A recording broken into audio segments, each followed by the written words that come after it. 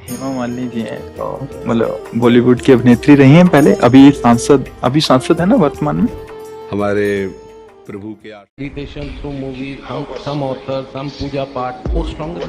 Do I look the puja part types? I have tattoos. अहंकार अंधा कर देता है, वास्तविकता के साथ जाना। अनुष्का जी जो क्रिकेट में होते, तो वो आपका सत्संग सुनते हैं। ठीक हो आप मन प्रसन्न है। क्या वास्तव में कोई संत इतना दिव्य हो सकता है कि बड़े बड़े अभिनेता, गायक और खिलाड़ी भी उनकी एक झलक पाने को आतुर हों? भारत में वैसे तो संतों की कोई कमी नहीं है, लेकिन प्रेमानंद जी की झलक लिए देखने के लिए ही क्यों आतुर है? और प्रेमानंद जी महाराज को लेकर जो सबसे अधिक चौंकाने वाली बात है वह यह कि उनकी दोनों किडनियां फेल हो चुकी हैं। डॉक्टरों ने 19 साल पहले ही कह दिया था कि वे अधिकतम 5 साल तक ही जीवित रह पाएंगे। सही बात तो ये हमें कह रहा था डॉक्टर 2.5 से 5 वर्ष में मर जाओगे, अब 18-20 वर्ष होने जा रहे। अब अगर पता लगाया जाए डॉक्टर है कि नहीं। लेकिन 19 साल बीत चुके हैं और वे न सिर्फ जीवित हैं बल्कि उनके चेहरे अब भी सूर्य की किरणों जैसी दमक रही है। इतनी गंभीर बीमारी के बावजूद प्रेमानंद जी महाराज जीवित कैसे हैं? क्या यह सब मात्र एक दिखावा है या फिर वे वास्तव में सच्चे और ईमानदार गुरु हैं? और प्रेमानंद महाराज जी को इतनी प्रसिद्धि कैसे मिली और वह इतने लोकप्रिय कैसे हुए? आपका स्वागत है ऑफिशियल चैनल AJ एम्पायर में। हम कलयुग में रहते हैं जहां छोटी सी बात भी अशांति और असंतोष का कारण बन जाती है। हमारे पास जो चीज नहीं है उसे पाने की चाह और जो है उसे खोने का डर हमारे मन को बेचैन कर देता है। इस अंधकारमय समय में कुछ ऐसे लोग भी हैं जो प्रकाश की किरण की तरह शांति और ज्ञान लेकर आते हैं। इन्हें प्रेमानंद जी महाराज के नाम से जाना जाता है, जबकि इनका असली नाम अनिरुद्ध कुमार पांडे है। इनका जन्म उत्तर प्रदेश के कानपुर में एक पवित्र ब्राह्मण परिवार में हुआ था, जहां इनके पिता शंभू पांडे और माता रामा देवी थीं। यह केवल एक संयोग नहीं था कि वे सन्यासी बने।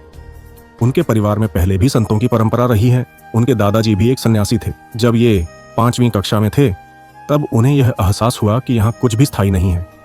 एक दिन माता पिता भी चले जाएंगे, जिससे उनका मन विचलित हो गया।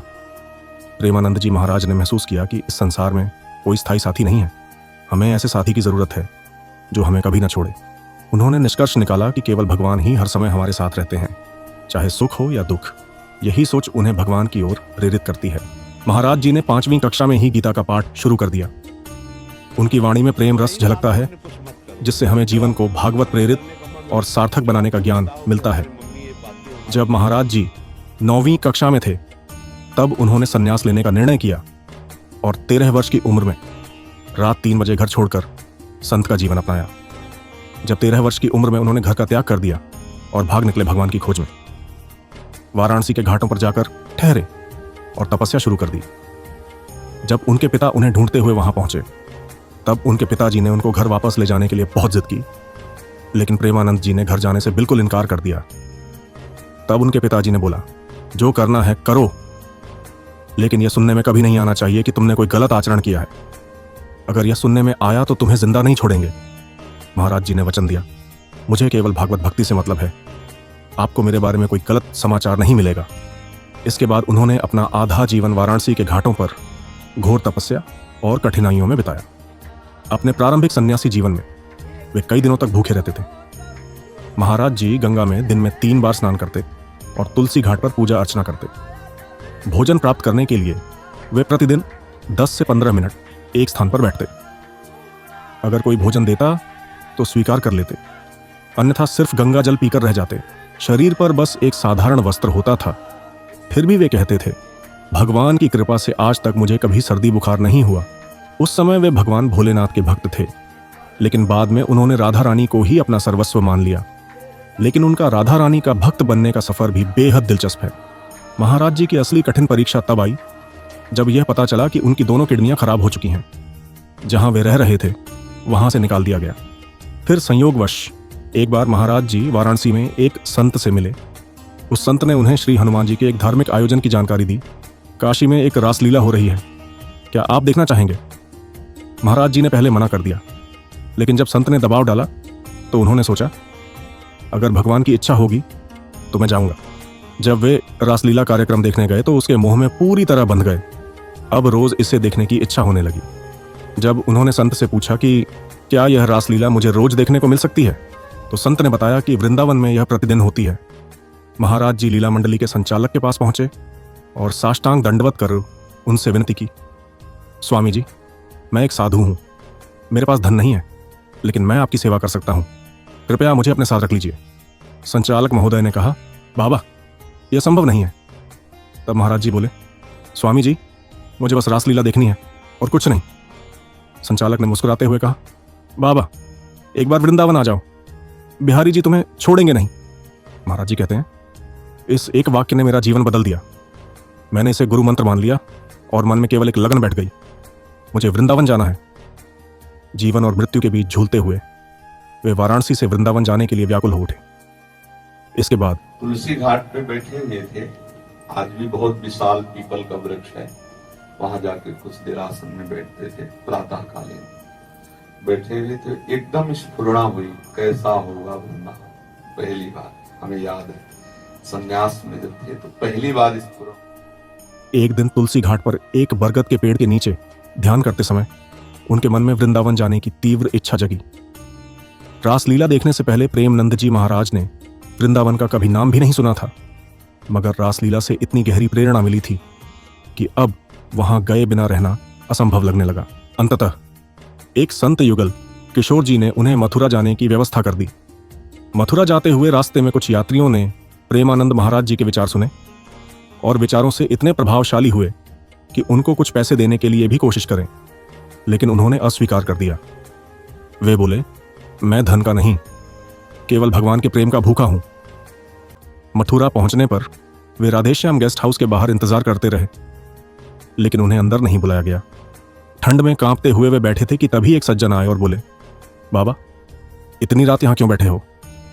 मथुरा के व्यक्ति ने महाराज जी को अपने घर ले जाने के लिए दबाव दिया और महाराज जी को अपने घर ले जाकर भोजन कराया और विश्राम करने दिया। अगले दिन महाराज जी यमुना जी में स्नान कर केशव देव मंदिर पहुंचे, जो मथुरा में है। वहां उन्होंने भगवान के दर्शन किए और भाव विभोर होकर फूट फूट कर रोने लगे। लोग आश्चर्यचकित हो गए। किसी ने फूलमाला पहनाई तो किसी ने उनके चरणों में सिर झुकाया। एक भक्त ने उनसे सेवा करने की इच्छा जताई। महाराज जी ने कहा, यदि तुम मेरी सेवा करना चाहते हो तो मुझे वृंदावन पहुंचा दो। भक्तों ने व्यवस्था कर दी और अंततः महाराज जी वृंदावन पहुंच गए। जब वे वृंदावन पहुंचे तो कोई उन्हें जानता भी नहीं था। वृंदावन में उन्होंने संत श्याम शाखा जी से प्रार्थना की कि वे उन्हें कुछ दिन रुकने की अनुमति दें। संत श्याम शाखा जी ने उन्हें वहां रहने की अनुमति दे दी। वहां रहने के दौरान उन्होंने ब्रजमंडल दर्शन का खूब आनंद लिया। उनकी दिनचर्या थी बांके बिहारी जी के दर्शन करना, वृंदावन की परिक्रमा करना। एक दिन जब वे परिक्रमा कर रहे थे तो एक संत के गाए हुए भजन से अत्यधिक प्रभावित हो गए। उन्होंने उस भजन का अर्थ पूछा तो संत ने उत्तर दिया, इस भजन का अर्थ जानने के लिए तुम्हें राधा वल्लभ बनना होगा। यह सुनकर ही महाराज जी ने राधा वल्लभ संप्रदाय को अपना लिया। इसके बाद 10 वर्षों तक अपने गुरु की सेवा करके संपूर्ण ज्ञान प्राप्त किया। कुछ वर्षों बाद उनकी दोनों किडनियां फेल हो गईं।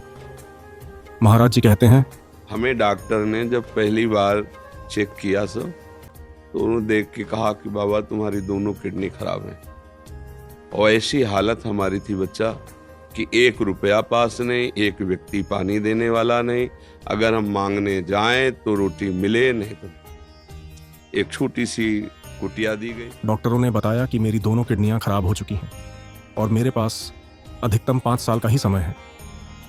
लेकिन महाराज जी ने इसे राधा रानी की इच्छा मानकर स्वीकार कर लिया और राधा वल्लभ जी की चुनरी को अपने सीने से बांध लिया और भगवान से पूर्ण समर्पण की भावना के साथ प्रार्थना करने लगे। भक्ति को देखकर लोग उन्हें अपनी किडनी दान करने की इच्छा जताते हैं, लेकिन वे हमेशा इनकार कर देते हैं। उनकी ख्याति इतनी बढ़ चुकी है कि विराट कोहली, अनुष्का शर्मा, बी प्राक, संत अनिरुद्धाचार्य जी जैसे लोग भी उनका आशीर्वाद लेने आते हैं। उनका कहना है, मैं कोई देवता नहीं, बस राधा रानी का भक्त हूं। जब तक राधा रानी चाहेंगी तब तक जीवित रहूंगा। आज सब कुछ उन्हीं की कृपा से है। महाराज जी के जीवन से यही समझ आता है कि सबसे पहले भगवान के प्रति पूर्ण समर्पण करना चाहिए। अपने कर्म करो, लेकिन फल की चिंता राधा रानी पर छोड़ दो। जब फल की चिंता छोड़ दोगे तो कर्म पर पूरा ध्यान केंद्रित कर सकोगे। यही सच्ची शरणागति और भक्ति है। मैंने अपने दूसरे वीडियो में भी बात की है कि अपने कर्म पर ध्यान दो। प्रेमानंद महाराज जी भी हमेशा बोलते हैं कि कर्म ही पूजा है। महाराज जी के जीवन से हमें यही शिक्षा मिलती है। भगवान को पाने के लिए सबसे पहले स्वयं को पूर्ण रूप से समर्पित करना पड़ता है। लेकिन हम लोग क्या कर रहे हैं? अपना दिखावे में इतना व्यस्त हैं कि हम वृंदावन जा रहे हैं या किसी भी धर्मस्थल पर जा रहे हैं, और अगर कोई दान भी कर रहे हैं तो सबसे पहले फोटो खींचकर अपना व्हाट्सएप, फेसबुक, इंस्टाग्राम का स्टेटस अपडेट करते हैं। एक संत कितना बड़ा होता है? संत हमेशा अपनी सोच से बड़ा होता है। और यह बात प्रेमानंद महाराज के हर प्रवचन, हर कथा और हर शब्द में झलकती है। प्रेमानंद महाराज के विचार उन्हें एक असाधारण संत बना देता है। प्रेमानंद जी महाराज ऐसे शख्स हैं, अगर मैं इनमें कोई कमी निकालने की लाख कोशिश करता हूं तब भी मैं इनमें कोई कमी नहीं निकाल पाऊंगा। और हमारी टीम ने IIT वाले बाबा पर भी वीडियो बनाई है। उनको देखकर ऐसा लगता है जैसे कोई ढोंगी अपने ही अहंकार में खोया हुआ है। खुद को कल्कि का अवतार बोलता है। हमें हमेशा ये फर्क पता होना चाहिए कि कौन गलत है और कौन सही है। लेकिन हम क्या कर रहे हैं? बस देखते हैं कि IIT से पढ़ा है ज्ञानी है, जो बोल रहा है वह बिल्कुल सही बोल रहा है। पर ऐसा बिल्कुल नहीं है। इस वीडियो में उसके बारे में कुछ ज्यादा बातें नहीं करना चाहता, क्योंकि मैं प्रेमानंद जी महाराज को ऐसे व्यक्ति के साथ तुलना भी नहीं करना चाहता। यदि आपको जाना है कि मैं ऐसा क्यों बोल रहा हूं, IIT वाले बाबा के लिए हमारे चैनल पेज पे जाकर दूसरी 2 वीडियो है जिस मैंने IIT वाले बाबा के बारे में सब कुछ एक एक डिटेल खुलकर बताई है। वहां जाकर देखिए, सब समझ आ जाएगा। अगर आपको यह वीडियो पसंद आई, चैनल को सब्सक्राइब करें और वीडियो को लाइक जरूर करें। जल्द ही आपसे मुलाकात होगी एक और नई वीडियो के साथ। तब तक के लिए नमस्कार, राधे राधे, जय श्री राम,